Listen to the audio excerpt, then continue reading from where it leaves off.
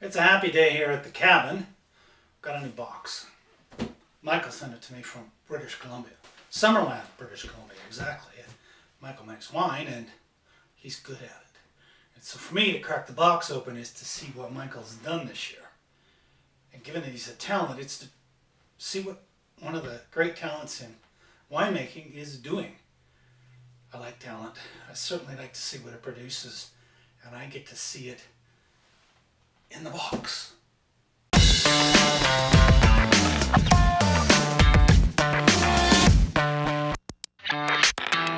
Michael Mosny is a winemaker, and he went and bought himself the worst winery in the area, famous for bad, awful, rock bottom, disgusting slop. Michael brought talent to that land, flipped it around, and has produced some really interesting wine. And he sends me 6 bottles a year. Thank you, Michael. But for me, what I really like is to see what a great talent like Michael can do with some grapes. And when he sends me the box, guess what? Talent's in the box. What did Michael do this year? Let's check it out. Oh, baby. A BC Red. Let me tell you a story about the Reds. I was at a Michelin-starred restaurant near Guernica in País Basco 5 years ago, and I had a good chat with a sommelier. The som there said, BC wines, ooh, que desastre. Michael's making really nice reds, and the first time I tasted them, I said to the gentleman pouring the wine, I said, you know, that doesn't taste like a BC wine. And he said, hey, that's the best compliment you could make. I'm going to tell Michael. The whites in the area in the Okanagan are fantastic. The ice wines are off the charts, but the reds have been a mess. In each of the bottles, there's a story.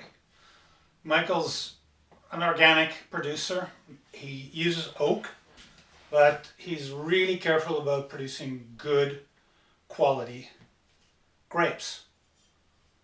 Everything's in the grape for him, and the grape tells a lot about how you handle the ground and the terrain. Each year I get to crack open these bottles, taste them carefully, and see how Michael's working the land in Summerland, British Columbia. He's really a talent, so I'm just wondering what the talent has done with the wines. Michael's really doing some of the best work in the wine business in Canada, and he's been winning quite a few competitions and quite a few medals, and he's getting the accolades. And what I find interesting is that he started with the worst winery in the area, and he took it to, in a very short time, to one of the best wineries in Canada. Talent shows up, like Michael. They apply that talent with ferocious intent, and the results can be stunningly spectacular. And you can go from dead last to the top of the pile. And Michael did that in 5 or 6 years. And these wines are exceptional, but it's the talent that's reflected in the bottle, the philosophy, the mentality, and the craft that came from him into the land, into the grapes, and is translated into the bottle. For me, tasting these wines is to see what talent has done with a very simple process that's extremely hard to get right and to do it well. Happy time for me.